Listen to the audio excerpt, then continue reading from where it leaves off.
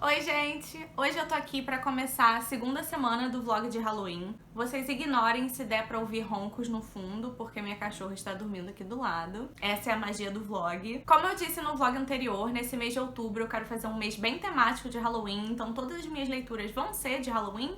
E também eu só quero assistir filmes de Halloween pra ficar 100% no clima aí esse mês todo. Caso você não tenha visto o vlog da semana passada, não deixe de dar uma olhadinha, porque lá eu falo um pouco mais sobre como eu montei minha TBR e também eu mostro a lista de filmes que eu montei pra assistir esse mês. Não só isso, como no vídeo dessa segunda semana eu vou estar dando continuidade a algumas leituras que eu já comecei semana passada. Mas antes de entrar aí e falar das leituras, eu preciso fazer um unboxingzinho, porque vamos começar esse vlog já o quê? Com coisa boa.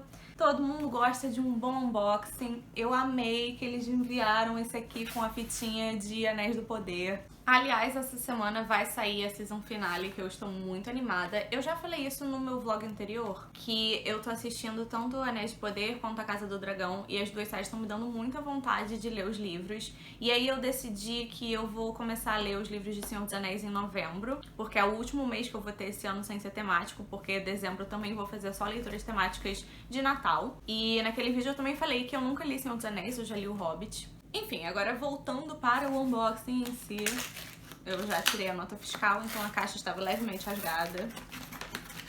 Eu arranquei o endereço, na verdade, não tem mais nota fiscal. Ai, eu tô muito animada pra esse aqui.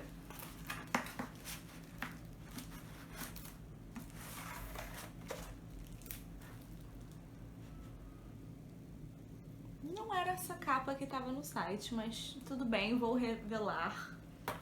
A capa que tava no site era mais bonita, que era uma ilustração de algum Targaryen em cima do dragão. Tudo bem, essa aqui não é feia também não. Mas então, uma coisa que eu falei nesse vídeo que as duas séries estavam me dando vontade de ler, é que eu também tava com muita vontade de ler esse aqui. Eu não sabia direito como é que era, né, pelo que eu descobri agora. Esse livro, ele não é uma história tipo a de Game of Thrones, que tem tipo a narrativa dos personagens e tal. Parece que é mais um mestre dentro do mundo contando a história da família Targaryen. E pelo que eu vi, essa é uma edição ilustrada. Na descrição da Amazon tava falando que tem mais de 80 ilustrações, o que me deixou muito animada. E assim, ver a House of the Dragon tá me dando muita saudade da época de Game of Thrones, assim, eu sempre gostei muito dos livros, sempre gostei muito da série, apesar do final, todo mundo sabemos, não vou entrar nesse assunto. Mas depois do último episódio de House of the Dragon, eu só literalmente, assim, passou 15 minutos que o episódio acabou, eu entrei na Amazon e comprei esse livro. Quero muito ler, estou muito animada. Eu só não vou pegar pra ler ele logo agora, por causa do mês temático mesmo, mas eu vou ler ele em novembro também.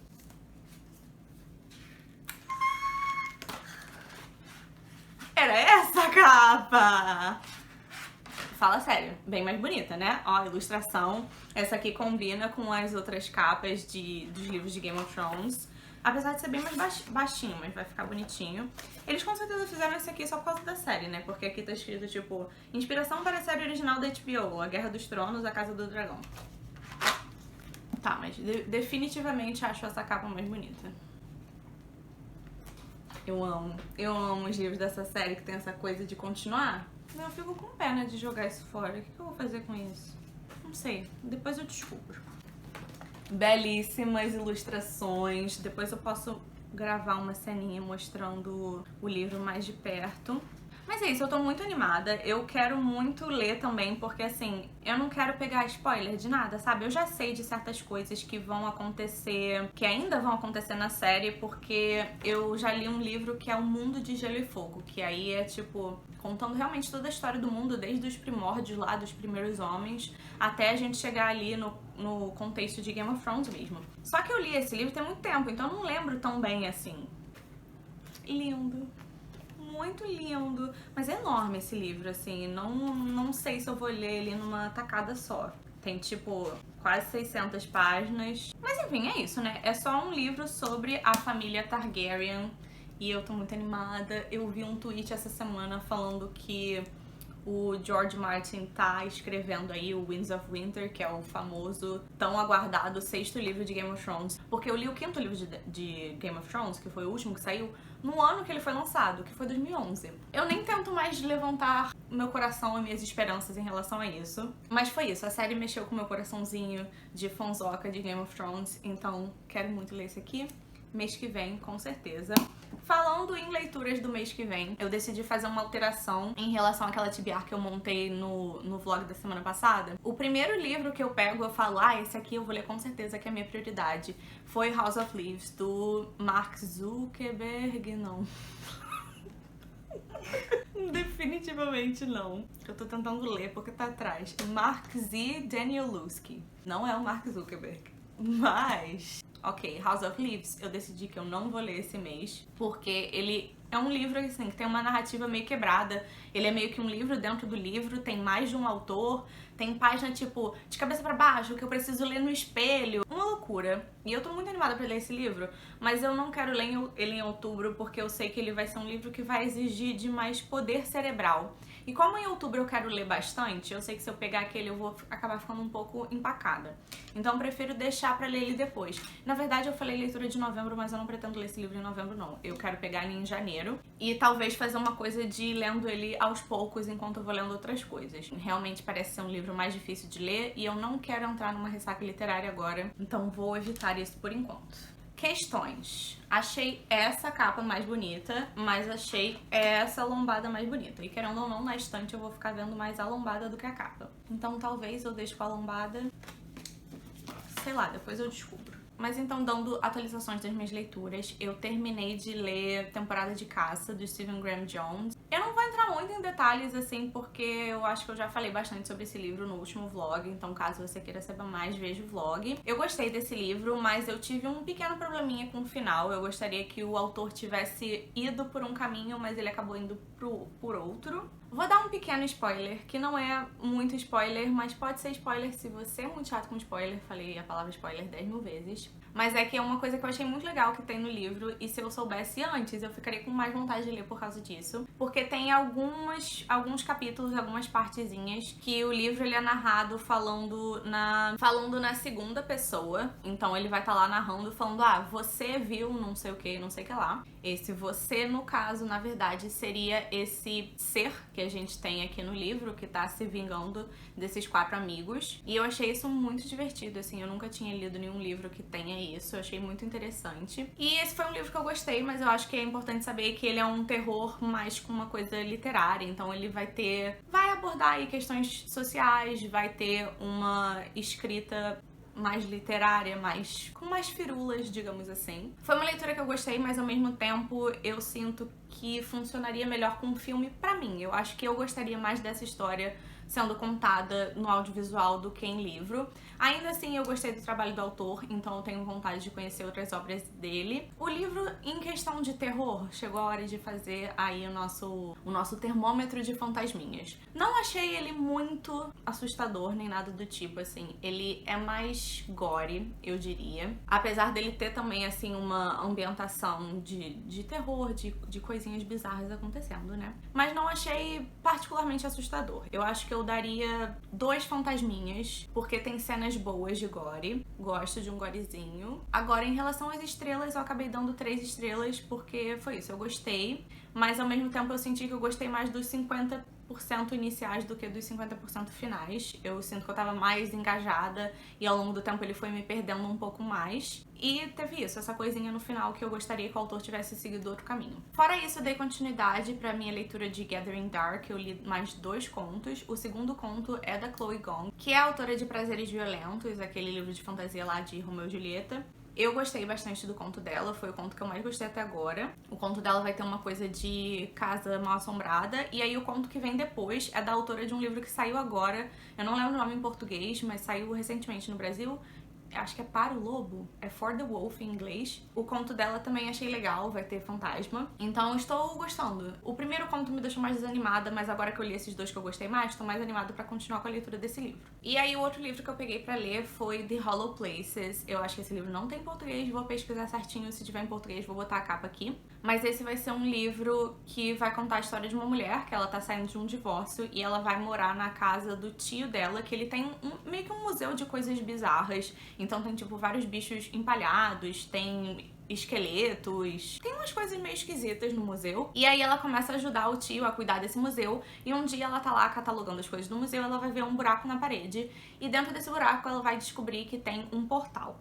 E aí o livro faz muito essa comparação, de que nesse livro é meio como se ela achasse a Nárnia infernal, assim. Porque ela acha um lugar que é tipo o que tem no primeiro livro das Crônicas de Nárnia. Eu acho que o filme nem tem isso, mas o primeiro livro tem, que eles chegam num lugar que tem várias piscinas, vários pequenos lagos, e dentro desses lagos são vários portais. E aí, pelo que eu lembro, eu li Nárnia há muito tempo, mas eu lembro que em Nárnia um desses lagos, dessas piscininhas, é a Nárnia em si, né? O lugar lá que é dentro do guarda-roupa. Eu não lembro mais qual era essa parada do guarda-roupa exatamente. Mas enfim, no caso do Hollow Places é tipo isso, só que é como se fosse o contrário, porque são várias pequenas ilhas que são conectadas aí por um mar, um lago. E aí tem uns seres esquisitos nesse lugar. Eu acho que eu tô em 50% mais ou menos, tô gostando, mas ainda não sei muito bem qual vai ser a do livro, não tô sabendo exatamente pra onde ele vai se encaminhar, então vai ser uma surpresa. Eu tava gostando da parte do museu, tava achando interessante, apesar de não ter se aprofundado muito, mas eu já vi que não vai se focar muito nisso, porque parece que da onde eu tô, eles vão ficar pra sempre nessa outra dimensão aí, até o final do livro, provavelmente. Por enquanto, acho que é isso. Depois volto com mais atualizações.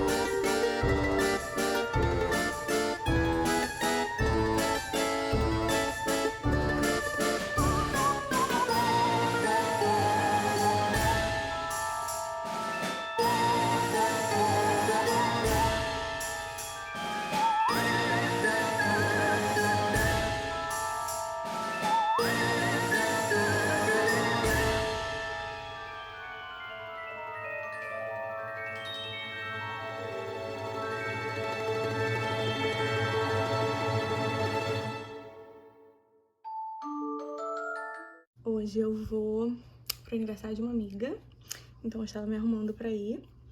Eu vou com esse suéter vermelho, que tem essas mangas bufantes que eu amo.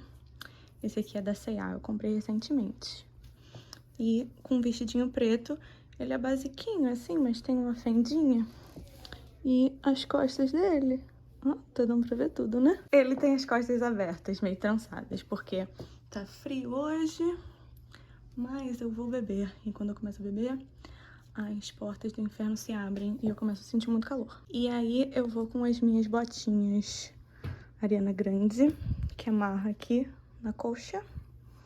E este é o look. Ah, tem a bolsa. A bolsa que eu vou usar é essa aqui, que é a bolsa que eu mais uso pra sair hoje em dia. É impossível mostrar o look inteiro de lado no espelho, mas é isto.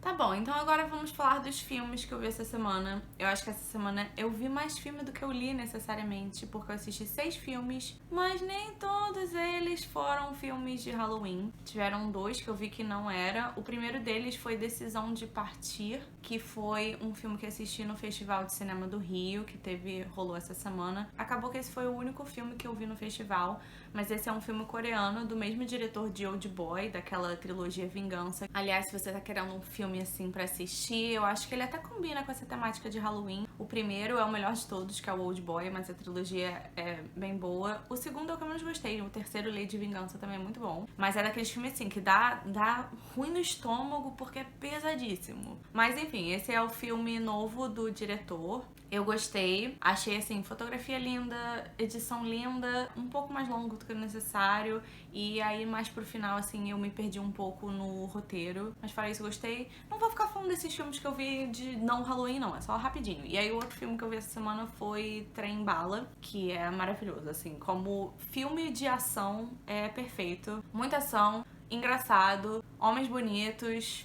É isso, tudo que eu quero num filme de ação. Adorei. Agora, entrando pro que interessa, que são os filmes de Halloween. O primeiro filme que eu vi essa semana, Tem Alguém na Sua Casa, que é baseado no livro da Stephanie Perkins, que é There's Someone Inside Your House. Esse é um original Netflix, se eu não me engano ele é do ano passado, e esse vai ser um filme slasher. E slasher é aquele gênero de terror, assim, que eu acho que é o mais comercial, digamos assim. Basicamente, um serial killer normalmente mascarado que vai aí começar a assassinar um grupo de pessoas.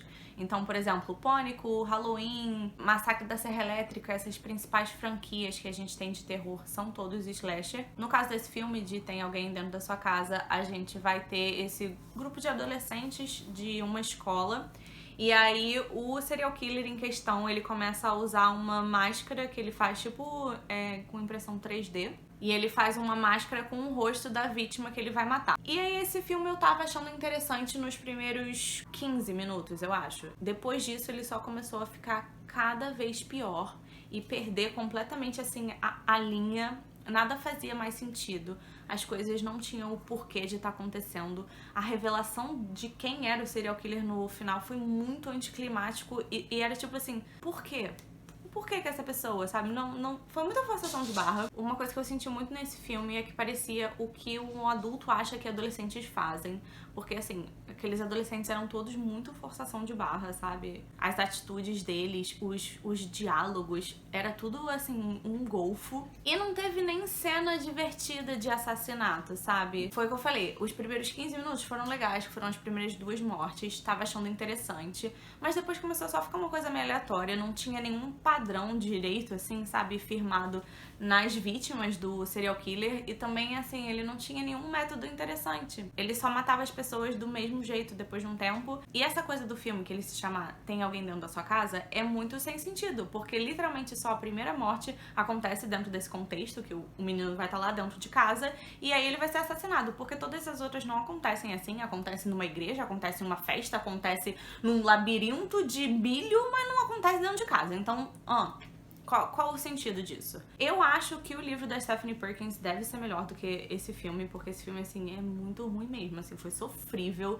definitivamente o pior filme de Halloween que eu vi esse mês. E não só isso, como ele também entrou pros piores filmes que eu vi esse ano, assim. Eu acho que ele entrou no top 3 piores. Eu normalmente faço uma lista no meu perfil do Letterboxd ranqueando todos os filmes que eu vi no ano. Então eu tenho bem certinho aí na minha cabeça o ranking entre eles. Muito ruim, não recomendo. E aí, depois que eu assisti esse, que eu tava assistindo esse com as minhas duas irmãs, uma delas sugeriu da gente ver um outro filme slasher do Netflix, que é a trilogia Rua do Medo. A gente acabou vendo só o primeiro, mas foi muito divertido, eu gostei bastante. Em Rua do Medo vai ter essa coisa meio que, tipo, tem uma bruxa que morreu não sei quantos anos na cidade e ela meio que vai... Sazonalmente ela vai possuir certas pessoas que vão sair aí meio que como serial killer mesmo, matando outras pessoas. E a gente vai ter esse grupo de adolescentes que vai começar a ser perseguido por esse ser que tá sendo possuído pela bruxa. Não achei incrível nem revolucionário, mas foi extremamente divertido. Tiveram boas cenas de morte. Assim, eu acho que se é um slasher tem que ter alguma coisinha divertida aí em relação a isso. Tiveram cenas engraçadas, eu gostei dos personagens, achei um bom slasher no geral. Pra esse eu acabei dando 3 estrelas. Voltando, eu esqueci de falar do último. Tem alguém dentro da sua casa? Eu acho que eu dei 1 estrela. Foi, assim, uma nota bem ruim. Em nível de fantasminha, aquele ali ganha, tipo, -3, porque foi péssimo e nem um pouco assustador. E achei todos os elementos de terror extremamente banais e mal utilizados. Tirando as 2 primeiras mortes, que foram legais, como eu falei antes. Agora voltando pra o primeiro filme de Fear Street. Pra esse eu dei 3 estrelas. E em nível de fantasminha, eu daria 2, porque tiveram mortes divertidas. Eu acho que ele fez uma coisa boa de slasher, que é ter essa trilha sonora que compõe bem o ambiente ali. Ter essa ambientação que você fica naquela tensão ali das pessoas sendo perseguidas, sabe? Eu acho que isso é muito importante no slasher. Nem isso o outro conseguiu fazer. Como eu vi os 2 seguidos, eu também acabei criando muito essa comparação na minha cabeça. E também por os 2 serem originais Netflix, né? Acho que acaba remetendo muito um ao outro. Eu definitivamente o anterior não recomendo, achei bem caído, mas esse aqui eu achei legal. Acabou que a gente viu só o primeiro filme da trilogia, mas a gente vai continuar assistindo os outros 2. Essa é uma trilogia que a Netflix lançou no passado, eu acho que eles lançaram, tipo, com uma semana de diferença entre cada filme, não tenho certeza, mas foi um período curto. E aí o primeiro filme, no caso, ele vai se passar nos anos 90, e aí o segundo filme vai passar nos anos 70, vai ser tipo um acampamento de verão, e o terceiro filme vai se passar em 1666. E aí o terceiro filme vai contar a história dessa bruxa aí, e aí enquanto no segundo a gente vai acompanhar a história de uma outra pessoa que essa bruxa possuiu. Depois eu assisti o novo lançamento da Marvel aí, do MCU, que é Lobisomem na Noite.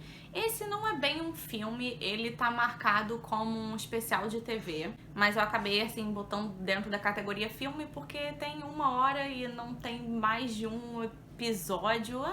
Vai entrar aqui na lista de filme. E esse foi um que eu achei divertido também. Ele vai ser todo em preto e branco e também vai estar fazendo uma homenagem, assim, aos filmes de terror clássicos aí dos anos 30, 40. Em toda a construção dele, né? Não só na estética, mas também na forma de contar a história. Tanto que o próprio lobisomem é um lobisomem mais perto do que a gente veria em um filme clássico do que os lobisomens que a gente tá acostumado a ver na mídia hoje em dia. Eu achei divertido por causa disso. Eu achei fofo também essa coisa. Mas também foi uma coisa bem curtinha, assim, não se desenvolve muito. Eu tô curiosa pra ver como isso vai entrar no MCU, eventualmente, nesse universo da Marvel. Não faço a menor ideia, eu nunca nem tinha ouvido falar desse personagem. Não como se eu fosse uma grande conhecedora de universo Marvel também não. Tipo, eu já vi todos os filmes, mas normalmente os seus personagens principais, as suas origens, não sei muita coisa não, a não ser as coisas principais, sabe? A câmera provavelmente mudou de ângulo levemente porque a minha cachorra passou muito animada e bateu com um rabo no tripé. Mas foi isso, achei fofinho, gostei.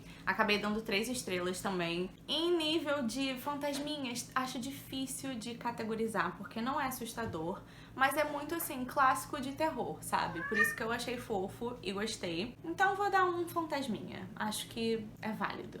Acabou que eu dei 3 estrelas pra Lobisomem na Noite e eu dei 3 estrelas também pra Rua do Medo, filme 1, mas eu acho que eu gostei um pouco mais de Rua do Medo, então talvez Rua do Medo eu daria 3.5. Eu odeio essa parte do vlog de falar as notas porque eu fico questionando a minha própria avaliação e querendo mudar, então vamos ignorar essa parte e passar pro próximo filme, que também foi outro filme da Netflix, que é Alive. Eu acho que esse não tem um nome em português, é só Alive mesmo, na verdade é #Alive, que é um filme de zumbi coreano. Na época que ele saiu, ele fez um burburinho aí, eu lembro que tinha bastante gente comentando sobre. E eu adoro um filmezinho de zumbi, então decidi ver, porque dentro da minha lista de filmes de Halloween eu quis mudar, tipo, botar algumas temáticas diferentes pra não ficar muito só o mesmo tipo de terror. Esse aqui acabou me desapontando um pouco. Tiveram aspectos que eu achei interessantes, porque, por exemplo, o personagem que a gente vai ter no filme, ele tá preso dentro de um apartamento, na verdade é um complexo de apartamentos, e esse não é o usual que a gente costuma ver aí nesse cenário de apocalipse zumbi, né? É mais aquela coisa de casa ou das pessoas andando em tipo shopping abandonado e esse tipo de coisa, né? Aqui não, ele fica preso nesse apartamento por, sei lá, 80% do filme. Tem um aspecto que eu sinto que eles quiseram trazer pra esse filme, que é uma coisa da tecnologia dentro de um apocalipse de zumbi. Então o nosso personagem, ele vai ter acesso à internet por um bom tempo, assim, consideravelmente. Então ele faz, sei lá, tipo um post no Instagram, ele fica gravando uns videozinhos, ele tem acesso à televisão, tem umas coisas assim. Ele tem um drone também que ele usa. Enfim, mas ao mesmo tempo eu sinto que eles quiseram usar isso, mas eu achei que foi muito mal usado, porque chega um certo momento que a energia acaba e aí ele fica continuando a usar o celular. Então eu achei meio assim, ó. Outra coisa que me incomodou é porque, assim, passou, sei lá, 20 dias que a gente já tava acompanhando o personagem, não tinha mais água, não tinha mais energia, e ele continuava limpinho, cheirosinho, com o cabelo no lugar, as roupas bonitinhas e sem raiz, porque o personagem tem cabelo descolorido. Então eu vi o filme todo pensando, nossa, mas não cresceu nem 1 milímetrozinho de raiz? No meio do apocalipse zumbi ele está descolorindo a raiz do cabelo? Não está, não é mesmo? Detalhes bobos que não faz diferença nenhuma, mas como eu estava achando o filme entediante, eu fiquei pensando nessas coisas. Ah, e tem um romancezinho no meio do filme que também foi meio meh. E eu acho que uma das coisas que mais me incomodou foi realmente o ritmo do filme, que foi meio entediante, assim, não acontece muita coisa mesmo. A parte da sobrevivência também não foi muito interessante. A parte dele ter que aí enfrentar os zumbis foi mais legalzinha essa parte, eu acho, as cenas que teve confronto. Achei os zumbis bonitinhos no sentido de bem feitos. E é isso, sabe? Eu acho que a gente estando aí em 2022 com a quantidade de coisas que já saiu de zumbis, realmente é um pouco difícil conseguir inovar dentro desse gênero. Mas esse definitivamente, assim, foi um dos filmes de zumbi mais fraquinhos que eu achei. Dito isso, eu tô muito animada pra assistir a série de The Last of Us. Eu nunca joguei o jogo. Na verdade, eu já cheguei a jogar, mas, tipo, joguei só um pouquinho na casa de um amigo, então não joguei. E eu tô muito animada pra assistir a série. Eu tô apostando que vai ser muito boa, principalmente porque é da HBO e eu confio muito nas produções da HBO. E também, se você quer uma recomendação de filme de zumbi coreano que é bom, assista um Trem pra Busan, que é ótimo, é muito divertido. Esse é um que eu adoro. Pra live, eu acabei dando 2 estrelas, porque eu acabei achando um filme bem sem gracinha mesmo. Em questão de fantasminhas, posso dar 1,5, eu acho, porque eu achei os zumbis bem feitos. Agora, de todo o resto, assim, não teve muita graça. Até as cenas de confronto com os zumbis, assim, não teve muita tensão, sabe? Porque é uma das coisas que eu mais gosto em qualquer mídia com zumbi, é você ficar, tipo, apreensivo pelo personagem, sabe? Apesar que os zumbis de Alive serem zumbis que correm rápido, que eu acho que são os tipos de zumbi mais assustadores, nem assim foi tão assustador. Então acho que um fantasminha e meio é o máximo que ele vai merecer. Bom, gente, então essa semana foi isso. Esses foram os livros e os filmes que eu assisti ao longo da semana. Então aqui estamos acabando o vlog da nossa segunda semana de Halloween. E eu espero que vocês tenham gostado do vídeo. E eu vejo vocês na semana que vem.